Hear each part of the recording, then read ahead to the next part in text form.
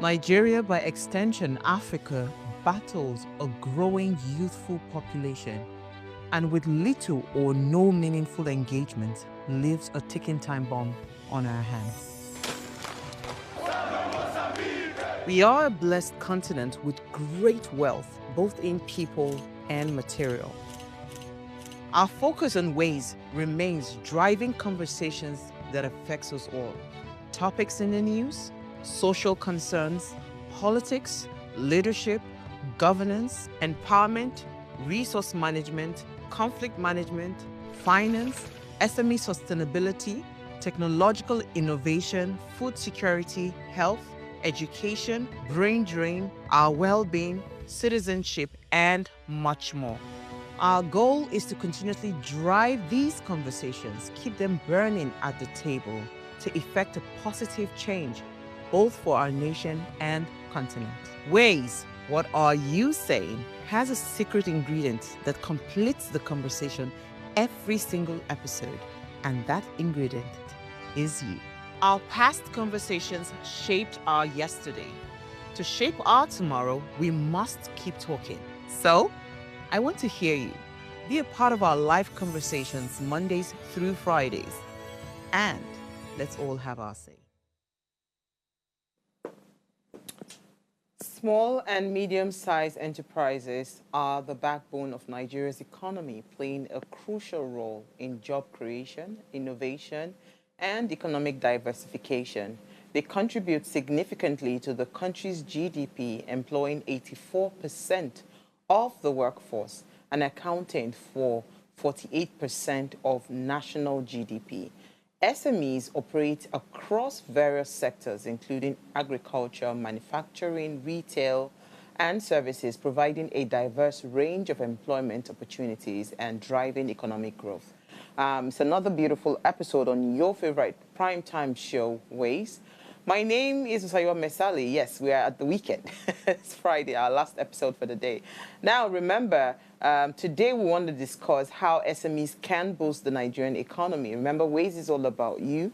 You're the why in Ways, so be a part of the live conversation every single day. Add your voice to the discussion.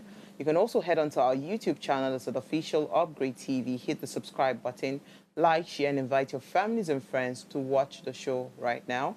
When I open the phone lines, I'd love for you to be part of this topic, how you think, especially if you're a small business, right, how you think we can boost the economy. As always, let me allow you ponder on my quote for the day. It says, if we want to create jobs, we must support small and medium-sized enterprises. They are the backbone of any economy, especially in a country like Nigeria. And this was from Ngozi Okonjo-Iweala. We'll see you right after the break. First, let me run off. When I come back, I'll let you in on my news interest for the day.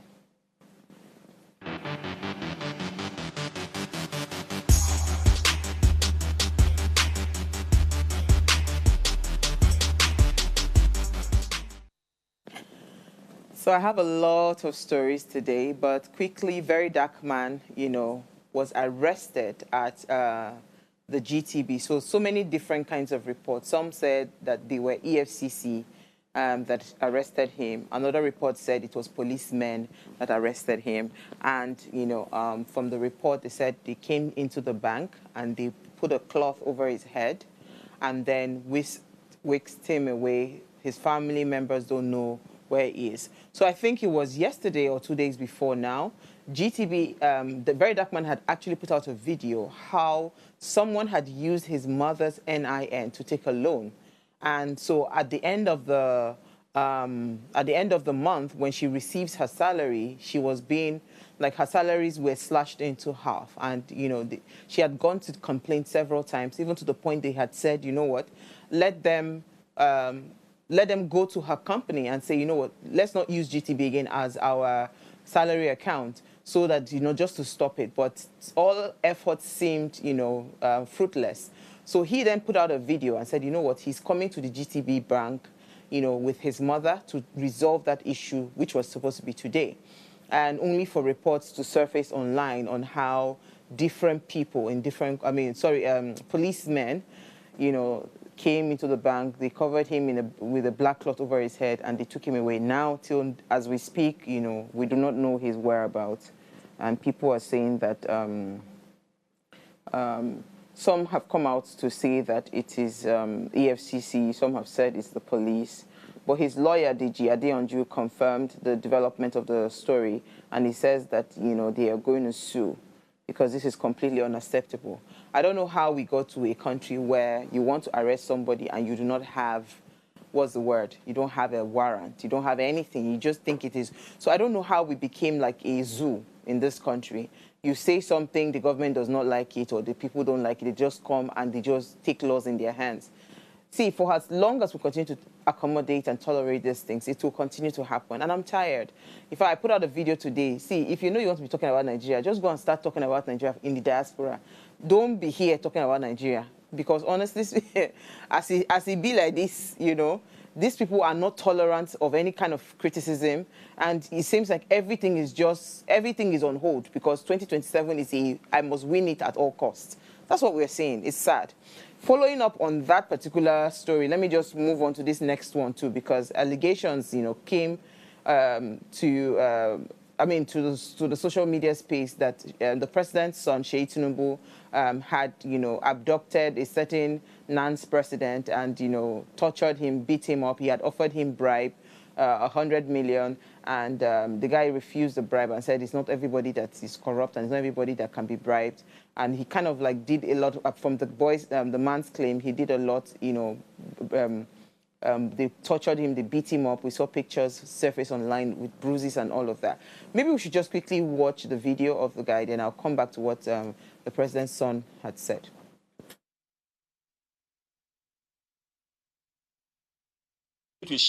I met with Sheyi and the Minister for Youth. The Minister for Youth, when he saw me, he hugged me in Lagos. We talked, and I was to be offered 100 million naira. But the thing is, it's not all about money. There are things which I stand for. You cannot ask me to begin to promote a president who has not done something for me to say he has done it. If he does something good, I will promote him. We will support him as the president and commander-in-chief. But where he is, you cannot say I should keep quiet. I won't do that. That we couldn't settle. And they felt that I'm being stubborn not to accept money and to come to Lagos without accepting money and going back.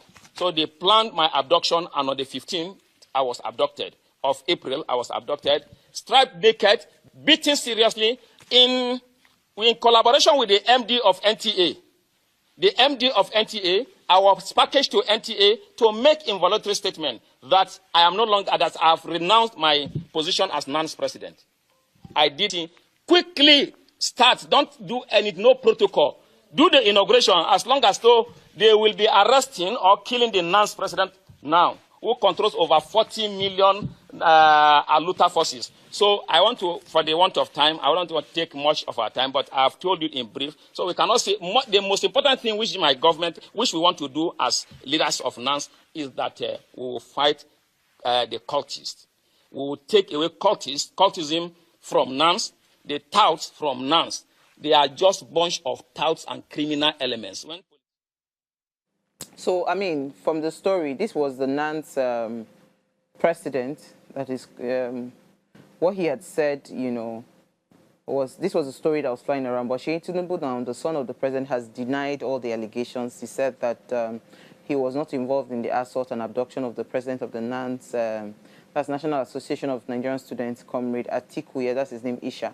He says, he said that he has nothing to do with it. He says Isha's further alleged that, you know, okay, he alleged that he was stripped naked. And there are allegations that Tinubu's son had gone to the Wells-Carlton Hotel in Asokoro, and he had instructed the hoteliers to see that that event should not take place, disrupting the students' body inauguration event with cutlasses and firearms. All of this, he has come out to, deny the claims. He says he had nothing to do with it. So we'll just leave it for the viewers to use your own discretion based on all the evidences, you know, all over the media, and you use your discretion. I'll move on to my next story. I have a lot of stories today.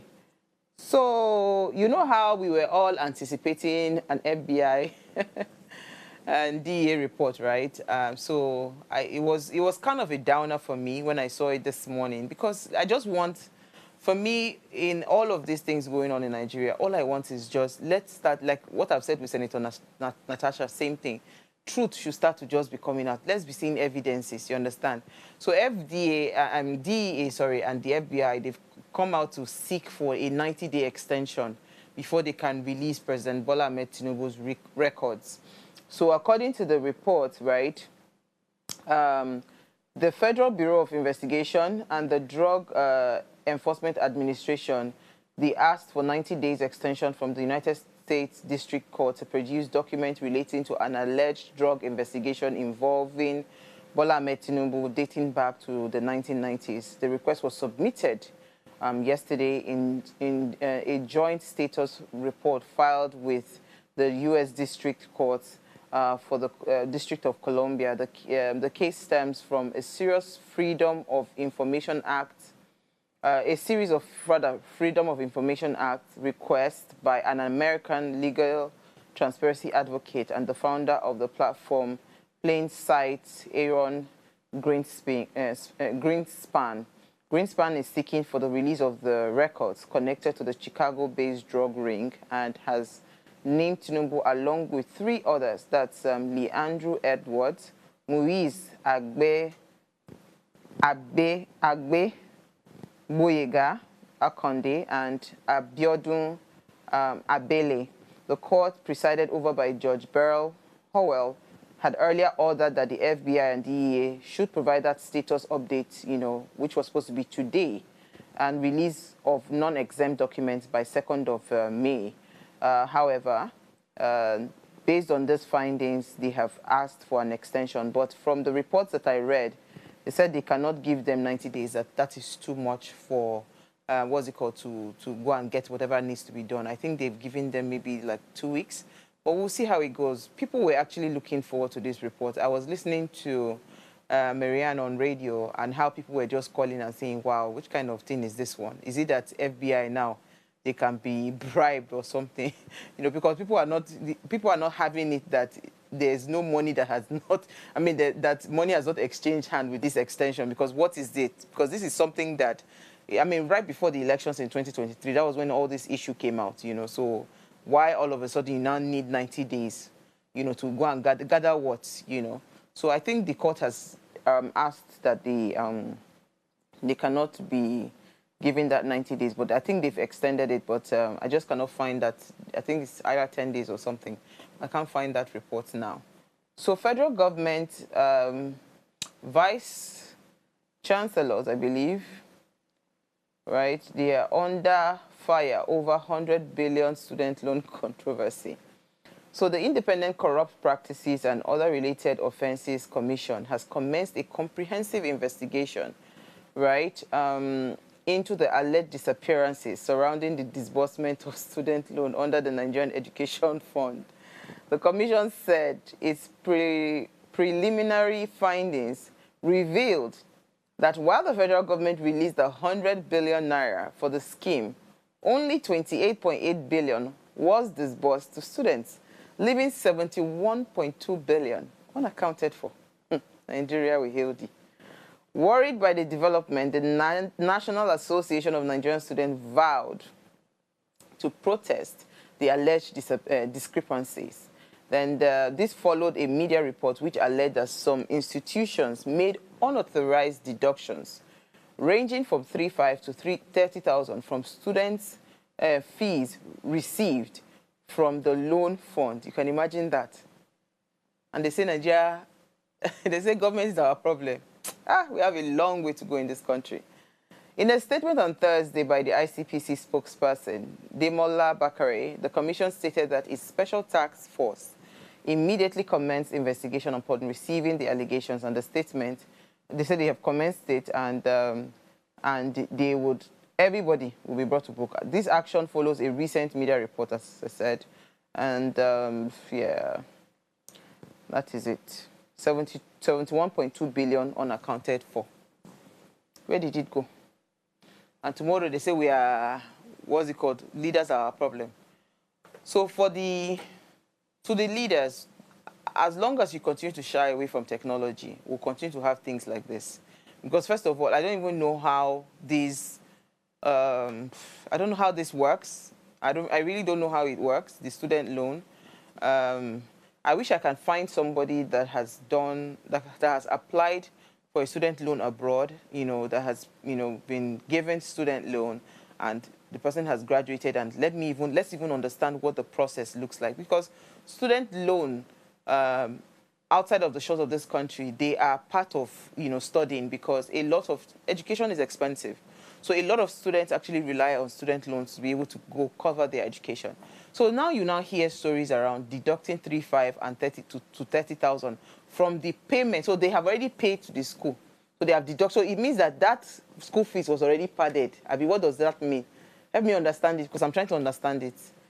Nigeria, I don't understand where we are going. No, I don't understand where we are going. The more we continue to do this, we're just destroying our country. We're destroying our country every single day by our actions, with our hands. And it's so sad. Let's watch this video of the Lekki, a lady, right, that cried out, This was very sad to watch.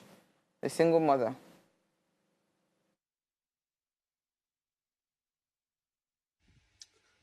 So today, I've been asking myself, why can't they fix the roads in Lagos?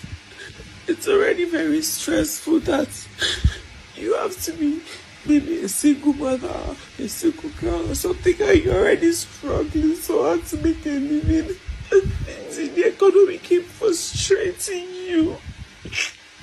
Now I went to pick my kids from school just to come back home with the very expensive house rent, just to come back home. Like I got submerged by the water. I had to start calling security to quickly run and help me carry my children. Like, who is in charge of the roads in this country? Can they do something about this? Where do I start from? My only means of transportation for my kids, paying bills. It's tiring, it's exhausting. They didn't mean that you don't know, just pops up from nowhere. Like, I don't even know how to feel my kids were in the car was submerging. And I don't even live like... So that's a very sad story. I thought to just bring it to our notice because, again, first of all, if you want to rent a property, now would be the best time to go and check out those properties in Lagos, because so many areas are not properly structured, right? Our drainages, and all of that. These are things that we always, have all the time. And from the look of that estate, that's not a cheap estate, right? From the look of that estate. And she's a single mother. It was a sad thing to see, because I know that feeling. I mean, there was one rain that fell last week. Like, literally, water was entering inside my car. And I drive an SUV. Water was entering inside my car. So you can now imagine if you were driving a salon car.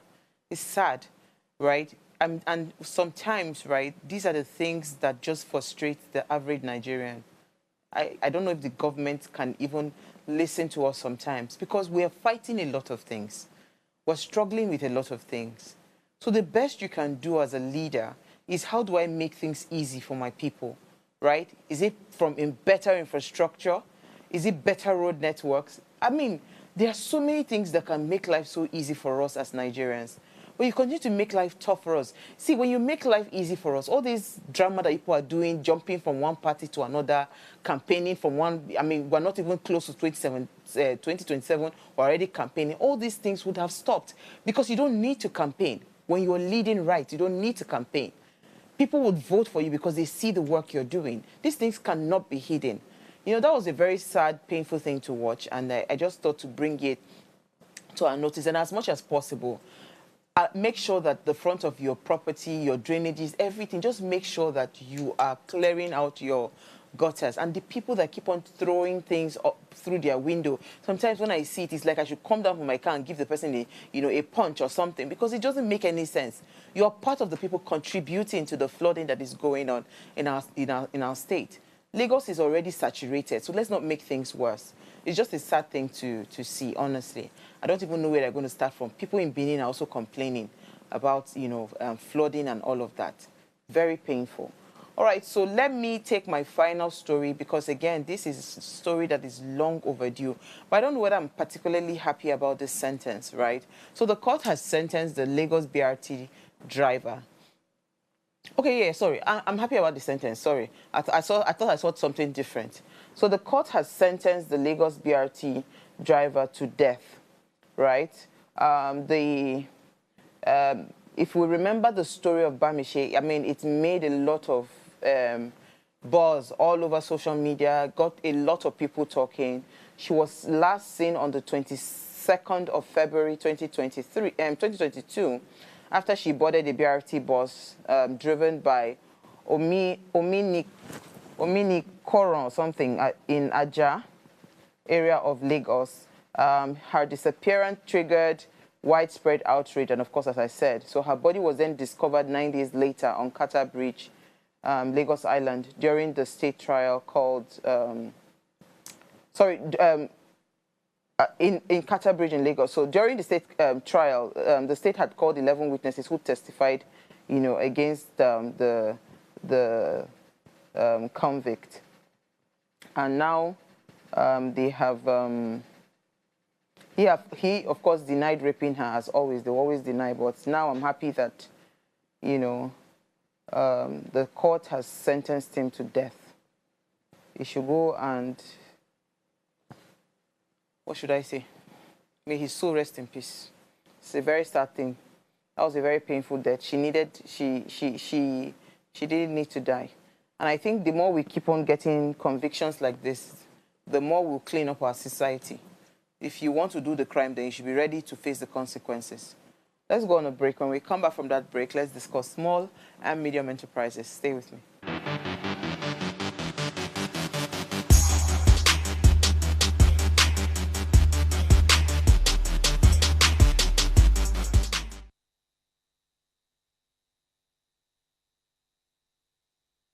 Life is made up of moments, some that fill us with joy, others that test our strength. Welcome to Heartlines. This is our space to explore the highs and lows of human connection, the love, the heartbreak, and resilience that shapes our life. From relationships to friendships, parenting to partnerships, and so much more. Every week, we share stories and conversations that define us, navigating love, separations, the struggles of parenting, dealing with anxiety and managing the pressures and stress of life. Real conversations that bring us closer, helping us heal, grow, and connect. So join me Mondays through Fridays at 10 p.m. for Heartlines, the show where we'll connect hearts, have real conversations with real people, one story at a time.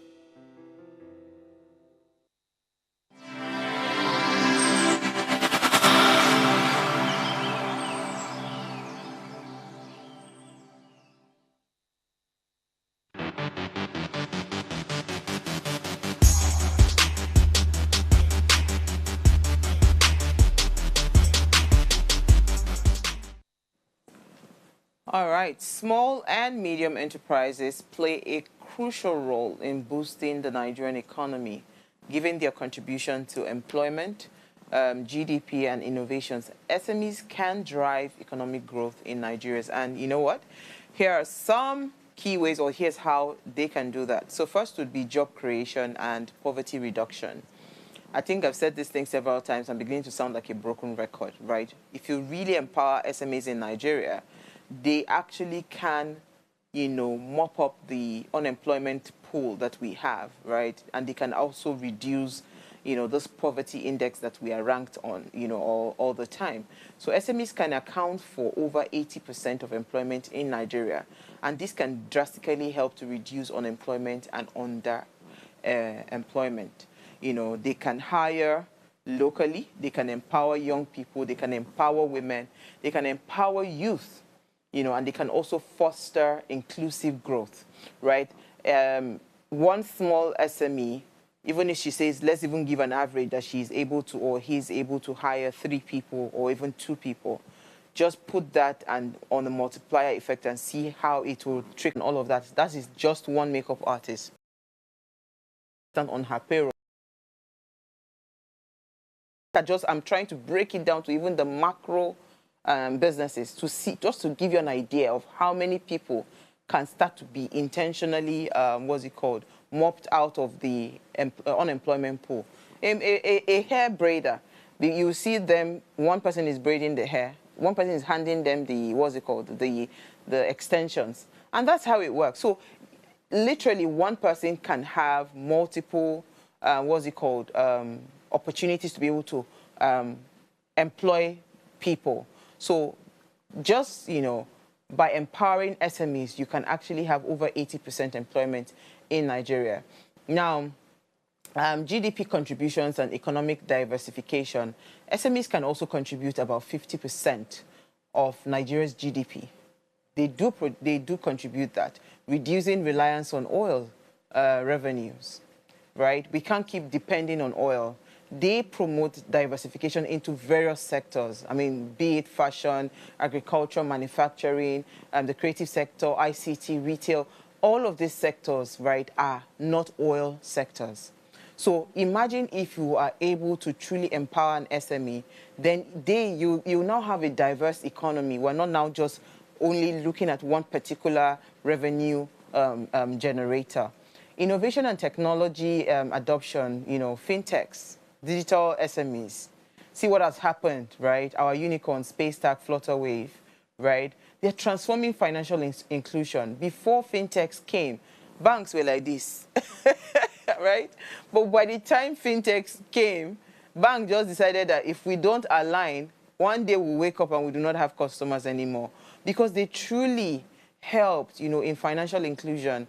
They helped to they just ensured that, payments, different things was made easy, and people could actually now intentionally take their goods outside of the country. So export was no longer just tied to just only agricultural products or oil, right? Export was also our creative sector.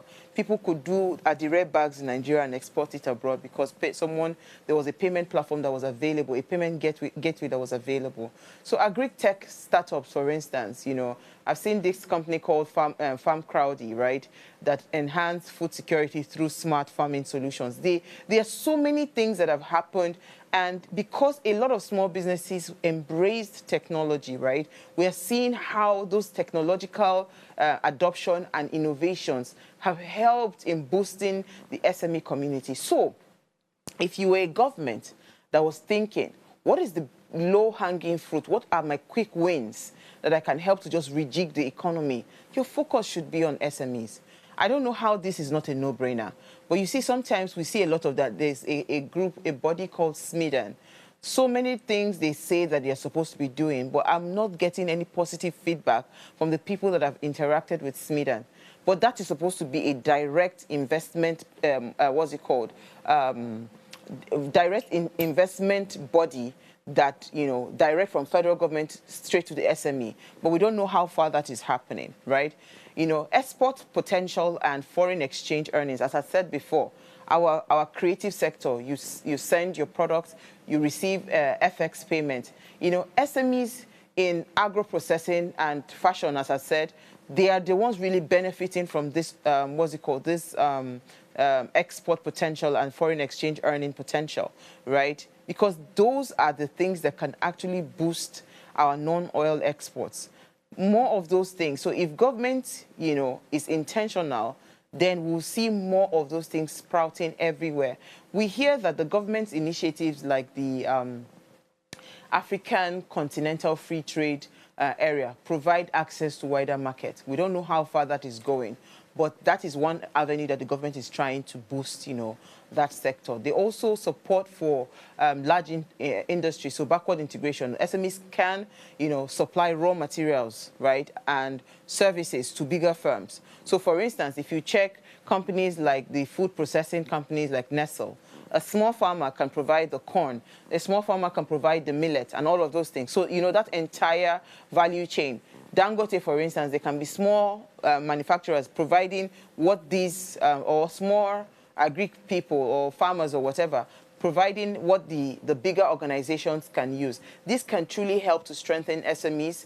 It can also help to strengthen the supply chain, and it can also help to reduce our import dependencies. So instead of trying to, so if there are things that we want or we need in this country, instead of looking outward, where are the small businesses that we can go to and they can help us channel what is required, that would then eventually, become like a loop, right? You empower the SME supplies, you empower the SME supply. So we keep our what's it called, our dependency locally. So we're not depending on foreign companies all the time, but we are strengthening our small businesses so that we can then intentionally, build capacity for them. So if you say that we want to touch on the key challenges right now that, because I always like to talk about the challenges that small businesses face, because I am a small business, one of the key things that is holding SMEs back would be access to finance. I don't know how else to emphasize this, right? I really hope and pray that we can get to that point where SMEs can access loans at 3%, at 4%, because these things, you see them. I mean, I hear that some of our big business guys, tycoons, right, they're able to travel to France, they're able to travel to Europe to go and get loans at 2%, at 3%.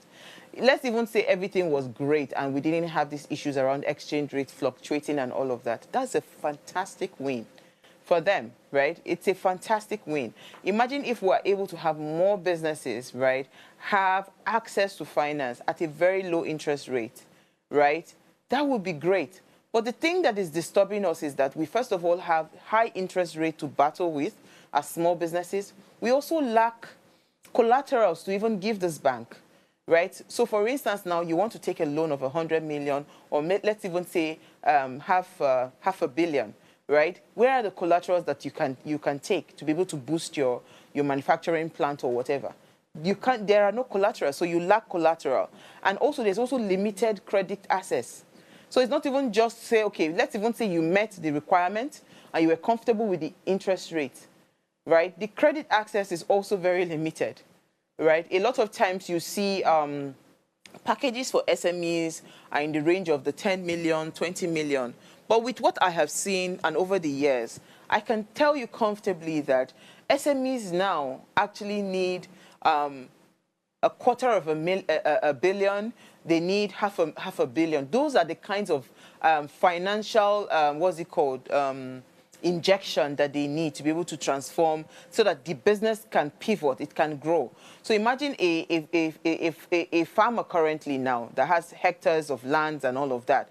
All that farmer needs is to be able to structure a proper processing plant or whatever it is, depending on the crop that and packaging plant and all of that. For you to be able to do that, it's not a 10 million loan that you require. It's not a 20 million loan that you require. You require something a little bit higher, because even the machines alone that you're going to use, to be able to access, to be able to structure that packaging, it's going to be standardized, right? Because again, another thing, NAFDAC will tell you that they have to be stainless steel, they have to be this, and all of those things cost money.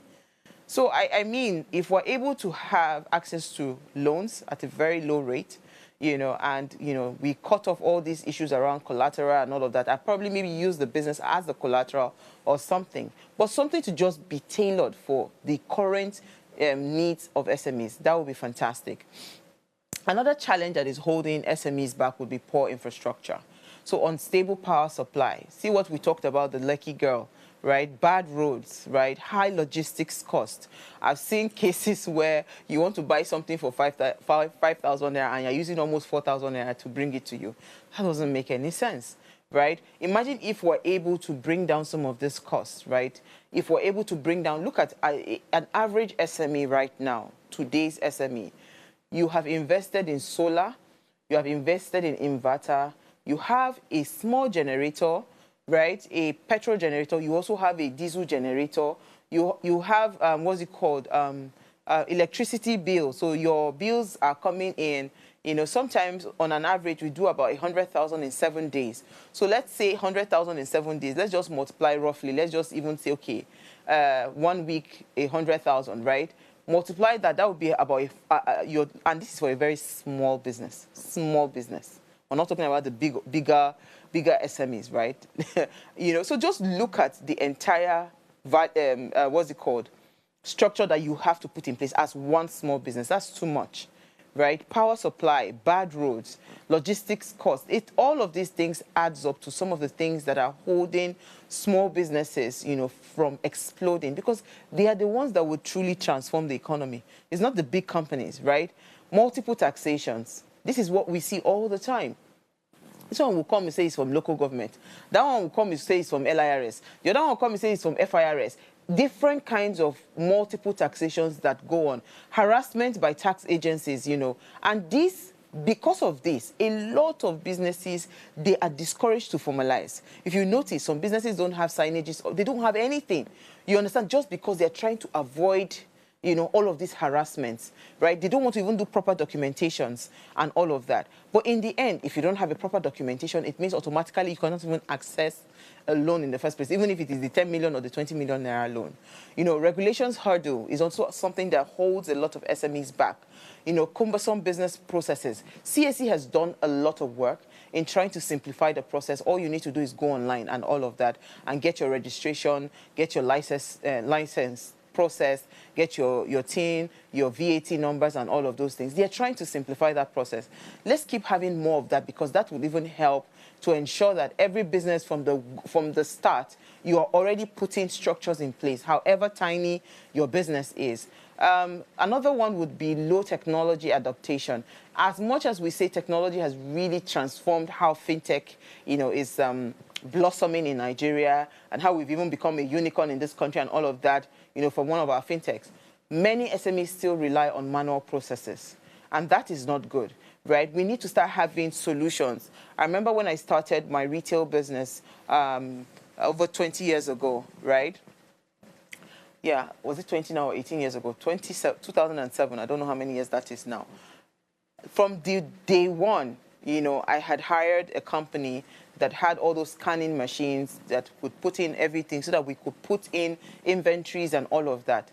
That cost me something.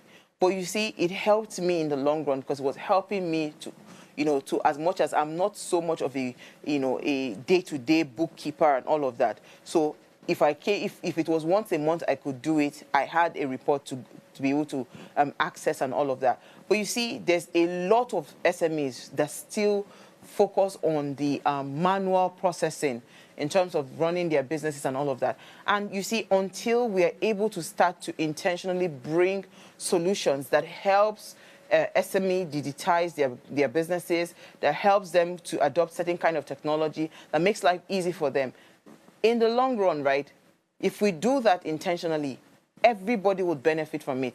The government, SMEs will not run away from taxes anymore, because guess what? They will be seeing what the dividends of their tax that they are paying, so they will do that. And you would have a simpler process, so you can actually even trace income. It can be, with technology, we can simplify a lot of things in Nigeria, and we don't have to be fighting. Nobody needs to come and give you multiple taxation. I should just go on the website. I run a small business, and probably these are my, this is the number of staff I have. This is what I do. I mean, this is this, that is that. The number of my revenue per annum and everything. You should be able to generate the taxes that you're supposed to pay to either maybe the state or the federal government. All of these kind of systems are the things that we need to intentionally adopt, right? That kind of technology that will just simplify the process. That all I need to do is just go online. I don't need to go through all of these things. Then it cuts off even leakages within the government. So they are able to even see the true, contributions of small businesses in our GDP. So let's go on a short break, right? When we come back from that break, we'll continue the conversation and share more light on how we can help SMEs, and how they are also boosting the economy. Stay with me.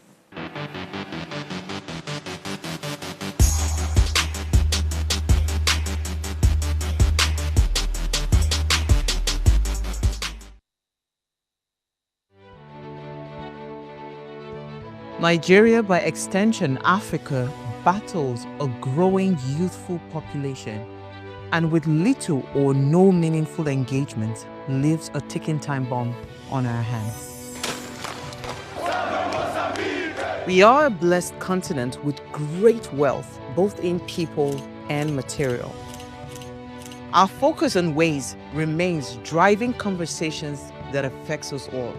Topics in the news, social concerns, politics, leadership, governance, empowerment, resource management, conflict management, finance, SME sustainability, technological innovation, food security, health, education, brain drain, our well-being, citizenship, and much more.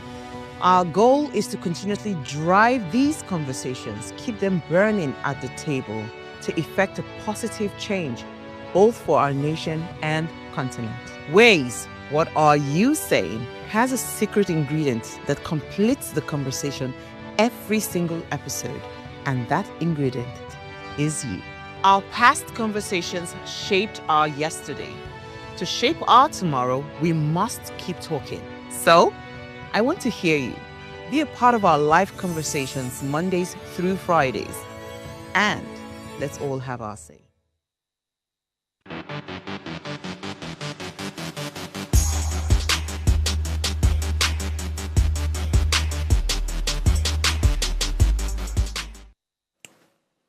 All right, thank you for staying tuned. Now, if you just tuned in, we're discussing how SMEs can boost the Nigerian economy. Please, let's hear what you have to say. Remember, you can join this conversation. Send us an SMS or WhatsApp to 081-803-84663. Our phone lines are also now open. The numbers to call. You can also send us an admin on WhatsApp, right? 070250077749 or 07014242420. Let's hear what you have to say. Now, so I said before the break, right, it's important for us to understand how we can empower SMEs, for, the overall good of the economy, because if we truly want economic growth, right, in Nigeria, SMEs are the quickest wins, to economic growth in Nigeria. We need to, first of all, start with improved access to funding, as I'd mentioned earlier. Government and bank interventions very needed at this point. I've seen Bank of Agriculture, I've seen Bank of Industry, I've seen Afri-Exim Bank, and all of that. But I don't know how well those banks support smaller scale businesses, right? I know that they do a lot for, the ones that are, would I call them, that have transcended beyond how we categorize these SMEs, right? So Central Bank of Nigeria, imagine if Central Bank of Nigeria were able to access direct loans, So I know that a lot of people are taught on how BOI, for instance, the loans were abused. So that direct access to BOI loans, I hear now that you have to go through the banks. And that is not supposed to be. Imagine if we still had, direct access to Central Bank of Nigeria, for instance, the loans. An example would be the Agri-Business Small and Medium Enterprise Investment Scheme. They did that, Central Bank had done that before in the past. I don't know how well that is happening. Bank of Industry also, imagine if we had low interest rates, because I know Bank of Industry did something around single-digit loans, right? So imagine if we're intentional about maintaining that and we're not having to go through, we're getting the loans direct from Bank of Industry. We're not having to go through the commercial banks. I don't know how that will work. Because now, if it goes through the commercial bank, I know that it increases the interest rate. Do we have a caller? Loma of life. Where have you been? Good evening. Happy New Month to you and to your family and station. Thank you. Happy New Month. Apologies, we lost Plus TV for a bit. See, I want to let us know one thing. In your intro, I want to talk about Fred, a very dark man, before I now enter to the SME. If they like, let them continue arresting people.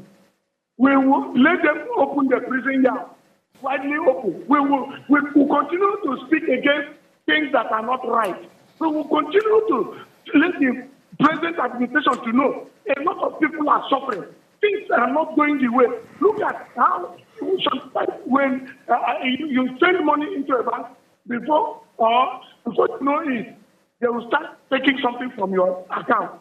You don't know who is debiting you. So what I'm just saying, we will continue letting Nigerians know what this present administration that is doing that is not good. I want them to do well. I want the president to succeed. Now, coming to the SME, I'm telling you, there is no SME that will succeed with this type of economic hardship that is going on. If the present administration will look at it and make sure things are very easy, even returning back to fuel subsidy, if they do it, the SME will flourish and it will boost the economy. Just as you're saying, it will boost the economy of this country because all these SMEs are the ones that we, the lower class, we normally appreciate. So I want the federal government to bring it down. Then electricity, let everything be easy so that at the end of the day, the SMEs will succeed. They will not be going through hardship to establish their little business. Thank you. Thank you very much. Thank you so much. Thank you so much, Loma. Yeah. Honestly, there's a lot that can happen when the SME is supported. So, I mean, I'd mentioned the Central Bank of Nigeria. Next would be the Bank of Industry. BOI loans, honestly, can generate a lot of economic boost, but I've heard so many stories about how those loans were abused in the past. Like I said before, I remember sharing the story that I wanted to access one of the federal government loans, and the people within the office there tried to give me a contract to sign a 12% that when the money comes, I'm going to give them 12%. I'm asking, how do you want me to pay back? Do you know what 12% is? I was not asking for small money, right? Do you know what 12% is? He said, I beg you, don't you know that this is free money? It's government loan, so you don't have to pay back. And honestly speaking, that is how a lot of these loans were treated in the past. And that's why even BOI now, but I really would wish that they can revert back to how it was so that we are able to access very, very cheap loans, right? I'm talking 3%, 5%, especially for small businesses that probably your turnover is like 100, 200 million annually, right? So that you boost, you see, because the more you're able to bring down that interest rate, the better they will be able to survive. So they're not just trying to raise their head above water. No, they're actually swimming in the ocean and they're surviving, and they're able to then hire more hands, hire more people within the organization. Now, from small business, one-man business, they build the bigger one. So you have to be intentional about those little beginnings and how you can boost them and how they can then eventually grow. Another way, right, fintech and digital lending platforms, like, I've seen different kinds of ads around. I don't want to mention names, right, but there are just so many fintech and digital lending platforms right now sprouting all over the place, right? And they're able to give quick loans. So those quick loans are great, but you see those quick loans, so I'm a bit wary about them because of the interest rate and all of that, but they do help. Because I've seen macro businesses access these quick loans. A woman is selling probably vegetables. She's able to quickly take a quick loan, buy her vegetables, sell, repay back.